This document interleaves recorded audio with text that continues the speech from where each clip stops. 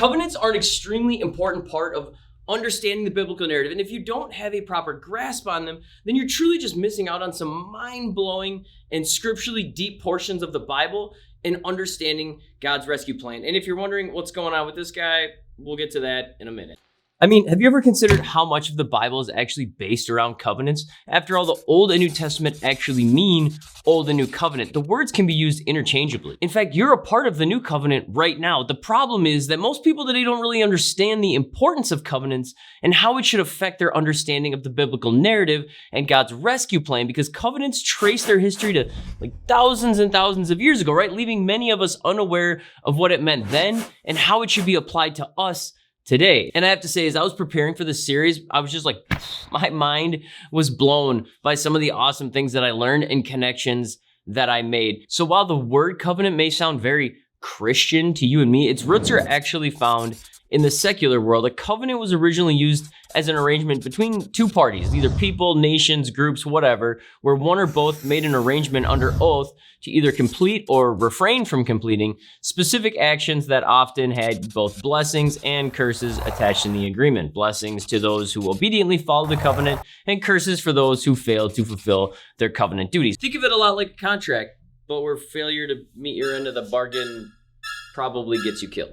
So this may then lead to that question like, well, if covenants were secular, why are they so prevalent in the Bible? And it's really, really important for us to remember that while God, being holy and not bound to things such as time, works with us where we presently are in space, time, and culture. And since the culture in ancient Near East understood covenants and their seriousness involved in them, God used them to further his kingdom. Now, there's two types of covenants we often see throughout the Bible, and different people have named them different things, but we're going to call them a parity treaty and a Caesarean vassal treaty. That's really how they've been come to be known, but you may also see them referred to as a bilateral or a common treaty or unilateral or uncommon. Now, a parity treaty was generally used between equals and often consisted of some sort of like military alliance or agreement on trade or passage through the other's territory. And this type of treaty worked well for nations or groups of people to kind of combine forces when a stronger nation became a threat, kind of similar to how countries today create alliances to help each other out. Now, keep this kind of covenant like in the back of your mind as you go to read the Bible, because what you're going to see, especially in the Old Testament,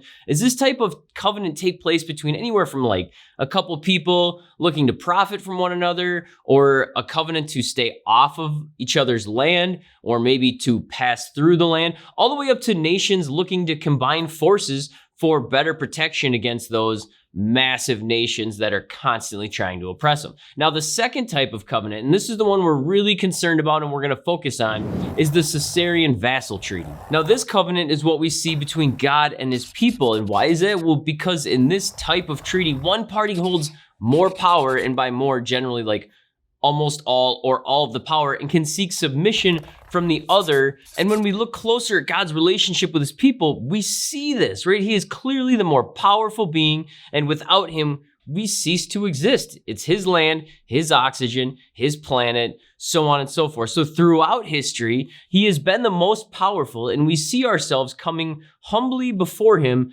as the submissive other party. So in other words, in this style of covenant, what you have is one party that is weaker and must submit to the more powerful Caesarean. I'm not even entirely sure I'm saying the word right. I'm pretty sure it's Caesarean. It's spelt like this. So when this type of covenant is made, generally the Caesarean offers the vassals something for their undivided loyalty. This may be land, crops, safety, or whatever else the two parties agree upon. And I think one of the best ways we can learn about how this style of covenant works is to take a look at the great deal of connections we see between the relationship God has had with his people and how covenant treaties were used in the culture at the time. So first is the language. You see in the parity treaty we discussed, the language used between the two parties is often like the word brother. You might say, this is my brother, or I made a covenant with my brother over here. But when we look at the Caesarean type of treaty, really what we see is a shift where the parties would refer to each other as father and son, or lord and servant.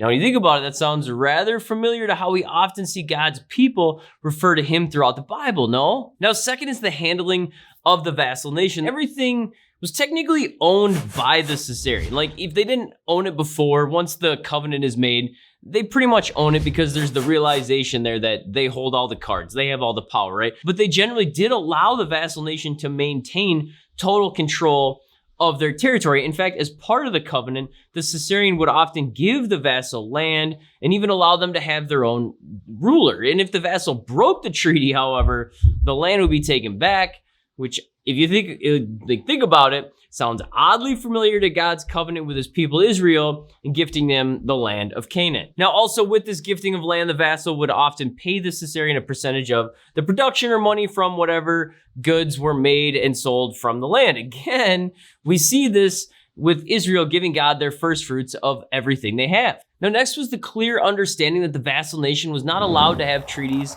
with any other nations. There was this understanding of loyalty, right? And ultimately the vassal would stand by the Caesarian to include providing military assistance or safe passage in their lands, no matter what it was, whatever the Caesarian really needed. On the opposite side of this, however, the Caesarian would also provide protection to the vassal as long as the treaty was maintained. And having this basic understanding of how those in the ancient Near East understood and handled covenants, we really begin to see things within the Bible from an entirely new perspective. Now, the ritual of how a covenant was made varied over generations, but during the second millennium BC, which would have been around the time of the Old Testament, there was a general process that was followed involving 6 basic functions. First is the preamble, where the leader gives a list of names and elements present for the covenant. And then you have what's known as the historical prologue. And really, this is the reason the covenant is given and why the vassal should agree to it. So it's kind of the why. Next comes the stipulations, and this is the ever so important rules laid out where the Caesarian details the expectations of the vassal. This generally involves military assistance, economic benefits, loyalty, so on and so forth. And as long as the vassal keeps these stipulations, they would be blessed. But if they didn't, they would be cursed. Next up, witnesses are called because you can't have yourself a good old-fashioned covenant without ensuring the stipulations are well laid out and witnesses can validate the contract and ensure there are no loopholes. So at this point, it's time for the oath to be completed, and we've reached a point in the video where you've probably been wondering what this, I think cheetah? It's the only large stuffed animal I could get. And by large, I mean it's not even that big, but it's what I could come up with.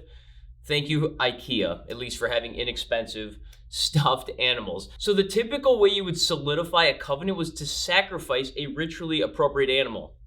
Not a tiger or cheetah. Tiger? Tiger. Not a tiger. Now, this ritual process was so common that it actually came to be known as cutting a covenant, which we're gonna do now. The problem is I've grown quite fond of halvesies here. That's what we named him when we picked him up from IKEA, halvesies, because we're about to cut him in half, and it seemed appropriate. But now I just feel like I've made a bond with him. Like, I wonder if my mother-in-law will sew him back up. She's real good with thread and needle. What do you think, halvesies? In fact, a stuffed animal will be harmed in the making of this video. See, covenant oaths were often conducted by cutting the animal in half. In my mind, this was a lot easier with this construction knife. This is much more brutal than I thought it was gonna be. Can you imagine if this is a real animal? Like, just a bloody mess you make when you just... Oh my gosh. Now, I know this ritual process of cutting the covenant where an animal is literally split in two might sound insane to our 21st century minds, but whereas we have handshakes and signed contracts that get filed away where they can be pulled up later at a given time, those processes didn't exist then. They weren't the culturally appropriate things. Cutting an animal in half was, and it served a couple of good purposes. First, it was basically their signing on the dotted line. It was their agreement. And second, the vassal party would actually pass through the animal while generally reciting their oaths. And this served as a secondary purpose of stating, may what happened to this animal also happen to us if we fail to meet our obligations of this covenant. Once the covenant process was complete, the two parties would generally unite over a feast where they would eat the recently sacrificed animal. This one, I think this one still got a few minutes left on her.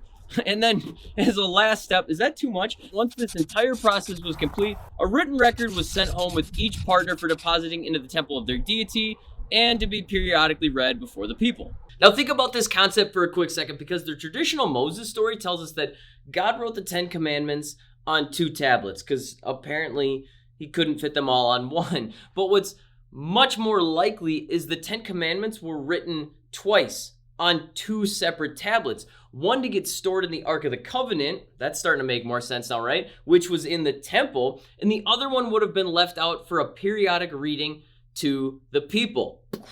Now, if you want to get your mind blown even more, click this link over here to learn about how these covenants can take you even deeper through the relationships God has formed with his people throughout his rescue plan. We are truly living in an amazing story.